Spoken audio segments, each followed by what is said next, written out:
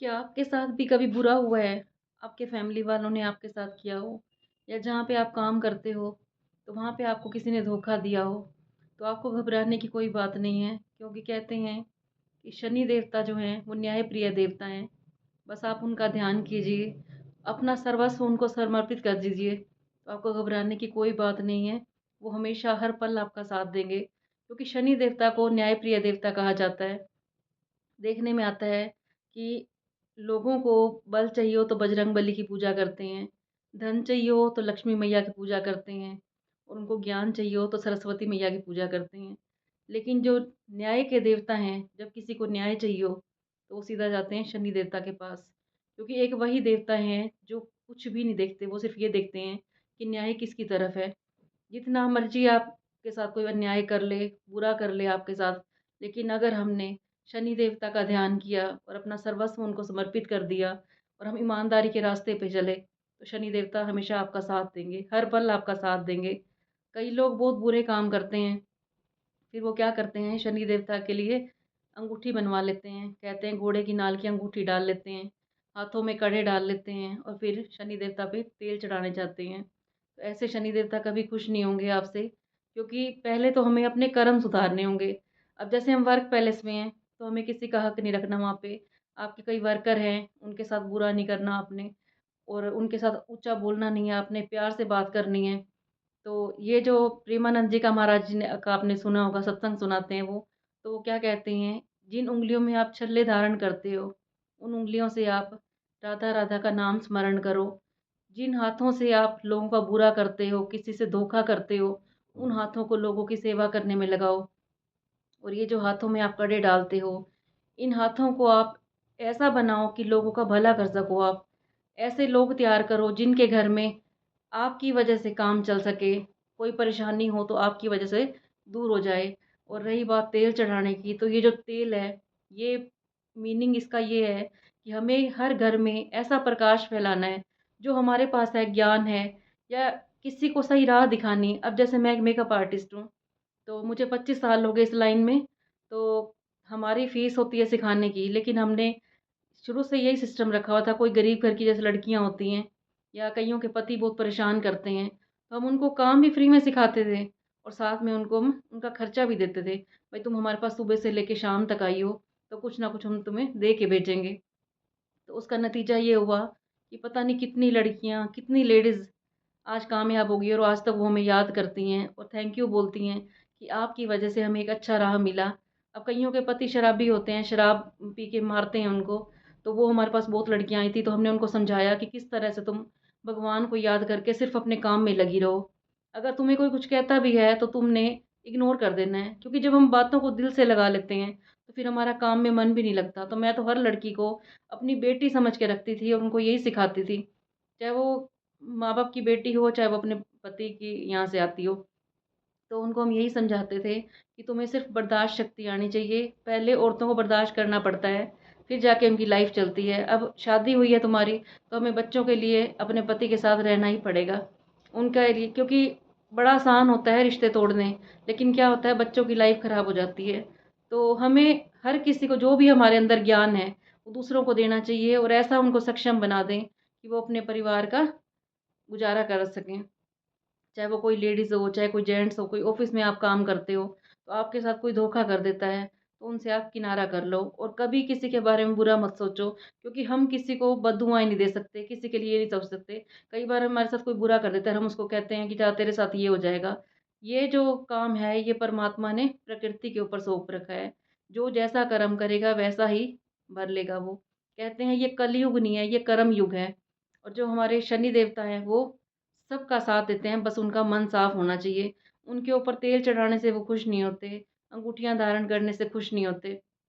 वो सिर्फ़ ये देखते हैं कि हमने किसी का बुरा नहीं किया। अगर वो ये देखते हैं कि हमने किसी का बुरा कर दिया, फिर वो किसी को छोड़ते नहीं हैं।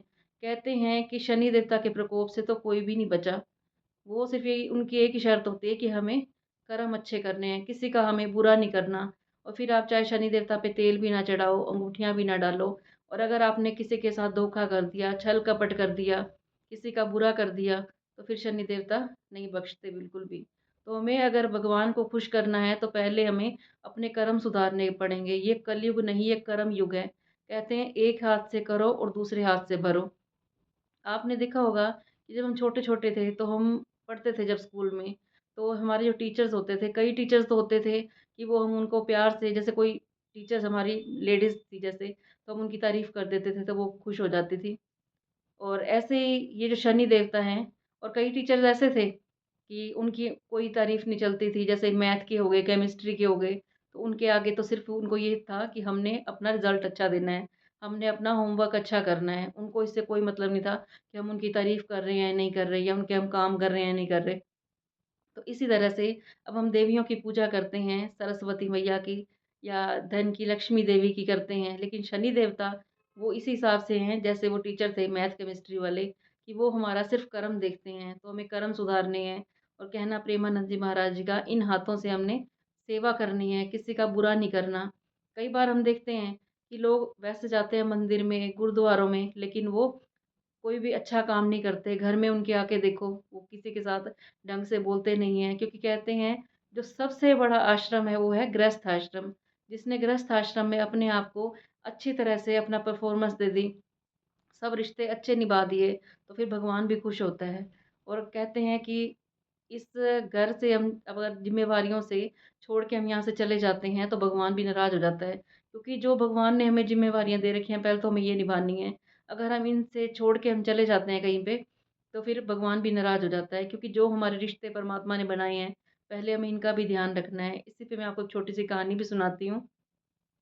एक बार एक व्यक्ति होता है और वो घर की ज़िम्मेवारियाँ उठा के परेशान हो जाता है, और वो कहता है कि मैं तो साधु वाली ज़िंदगी जीऊँगा, क्योंकि इनको तो कुछ करना ही नहीं होता, इनको तो सिर्फ़ जाके कहीं पे भी चले जाते हैं और इनकी लोग पूछ करते हैं इतनी, खाना-पीना खिला देते हैं, तो वो अपना घर-बार छोड़ के चला जाता है। तो ये जाता है साधुओं के पास और वहाँ जाके कहता है कि मुझे आपके साथ रहना है। पहले दिन तो साधु ने उसको कुछ नहीं कहा, अगले दिन वो कहते हैं कि चलो उठो, काम पे चलना है। तो वो कहने लगा यहाँ पे भी काम करना पड़ता है, तो उसने सोचा कोई घर का ही काम करवाते होंगे ये। तो उन्होंने कहा नहीं, घर का तो करना ही पड़ेगा, जो यहाँ पे छोटे-मोटे काम हैं जो हमारे आश्रम के हैं, लेकिन तुम्हें भिक्षा के लिए भी चलना पड़ेगा। हम साधुओं का यही काम है कि हमें सुबह से लेके जाके शाम तक भिक्षा माँगनी पड़ती है। वो तो बड़ा परेशान हो जाता है, कहता है काम करने के ज़िम्मेवारियों के बोझ से तो मैं छोड़ के यहाँ पे आया था, और यहाँ भी मेरे से ही भिक्षा मँगवाते हैं। फिर वो चला जाता है भिक्षा माँगने के लिए, बहुत जगह पे जाता है। कई लोग उसको प्यार से भिक्षा देते हैं और कई लोग नहीं देते, वो बड़ा परेशान हो जाता है। तो रात को वो सोचता है मैं क्या करूँ? फिर वो जाने लगता है वहाँ पे, वापस जाने लगता है, कहता है मुझे मेरे घर जाने दो। तो साधु कहता है मैं एक शर्त पे जाने दूँगा। उसने कहा ठीक है, बताओ वो क्या शर्त है? कहता है तुम्हें तब जाने दूँगा, तुम पूरे यहाँ पे गाँव में घूम के आओ और कोई ऐसा बंदा ढूँढ के लाना जो कोई भी ज़िम्मेवारी ना उठा रखी हो, जिसने जिसने कोई काम ना कर रखा हो। वो कहता है चलो ठीक है, और जो तुम्हें सबसे सुखी दिखता हो। वो घर-घर में जाता है तो सारे ही परेशान दिखते हैं उसको। वो पहले एक बच्चे को कहता है, एक बच्चे को मिलता है और कहता है कि तुम्हें कोई ज़िम्मेवारी है? कहते हैं हाँ, मुझे बड़ी ज़िम्मेवारी है। मुझे स्कूल का काम करना होता है। फिर कहता है ये बच्चा तो बड़ा परेशान है, इसको स्कूल का काम करना पड़ता है। फिर वो आगे जाता है, फिर वो एक व्यक्ति से मिलता है, कहता है हाँ, मुझे सुबह जाना पड़ता है और शाम तक काम करना पड़ता है। वो कहता है ये तो मेरे जैसा है, मैं इसी परेशानी से बच के तो मैं यहाँ पे आया था। फिर उसको मिलता है एक शराबी, तो शराबी कहता है कि हाँ, मैं बिल्कुल परेशान हूँ बहुत ज़्यादा। वो कहता है तुम्हें क्या परेशानी है? मैं तो सोच रहा था शराबियों को कोई परेशानी नहीं होती। कहता है मुझे कोई एक बार शराब देता है, मुझे आगे दूसरी बार शराब की चिंता होती है। तो उसने कहा इसका मतलब यहाँ पे तो चाहे कोई शराबी हो, चाहे कोई बच्चा हो, चाहे कोई नॉर्मल व्यक्ति हो, तो उसको भी आराम नहीं है, सबको चिंताएँ हैं। वो जाता है साधु के पास, कहता है मुझे तो ऐसा कोई व्यक्ति नहीं मिला जिसको कोई परेशानी ना हो। सबको चिंता है, किसी को कोई चिंता है, किसी को कोई चिंता है, सबके ऊपर ज़िम्मेवारियों का बोझ है। तो फिर साधु ने कहा, जब किसी के ऊपर भी ज़िम्मेवारियों का कोई फ्री नहीं है ज़िम्मेवारियों से, तो तुम कैसे आज़ाद होके बच जाओगे? तो उसकी आँखें खुल जाती हैं, कहता है ठीक है, अब तुम यहाँ से जा सकते हो, उसको शिक्षा मिल जाती है, तो वो चला जाता है वहाँ से और घर जाके फिर अपनी पत्नी के साथ खुश होके रहने लग जाता है और फिर काम से लग जाता है। कहने का मतलब ये है कि जो परमात्मा ने हमें यहाँ पे ज़िम्मेवारियाँ दे रखी हैं, वो हमें खूब उठानी है और ईमानदारी से चलना है। अगर हम ईमानदारी से चल रहे हैं, तो हमें किसी से भी डरने की ज़रूरत नहीं है। और कल है शनिवार, लास्ट शनिवार है 2024 का, तो सब अपने आप को परमात्मा के आगे समर्पित करेंगे और सब जो भी मेरा व्लॉग देख रहे हो, जो भी मेरी वीडियो देख रहे हो ये, तो वो ये कोशिश करना कि ये जो हमारा शनिवार लास्ट है, पिछला जो हमने कर लिया सो कर लिया, लेकिन आज के बाद हम किसी के साथ बुरा नहीं करेंगे। एक बार आप अपने आप को परमात्मा के आगे समर्पित करके देखना, फिर आपके दिन बदल जाएँगे। भगवान के नाम में इतनी शक्ति है कि अगर हम ईमानदारी से चलते हैं, तो कोई भी आपका बुरा नहीं कर सकता। बिल्कुल गारंटी की बात है, लेकिन हमारा मन साफ होना चाहिए, किसी के साथ हम बुरा ना करें, तो शनि देवता आपका कुछ भी नहीं बिगाड़ सकते। अगर आपने शनि देवता को खुश रखना है, तो उनके ऊपर तेल चढ़ाने की भी ज़रूरत नहीं है, ना ही कोई अंगूठियाँ बनवाने की ज़रूरत है और ना ही कोई कड़े डालने की ज़रूरत है। सिर्फ़ उनके लिए अच्छे कर्म करते चलो, सबका भला माँगो, किसी के साथ बुरा मत करो, किसी का हक ना खाओ, कोई छल कपट ना करो और दिन रात उस परमात्मा को याद करते रहो।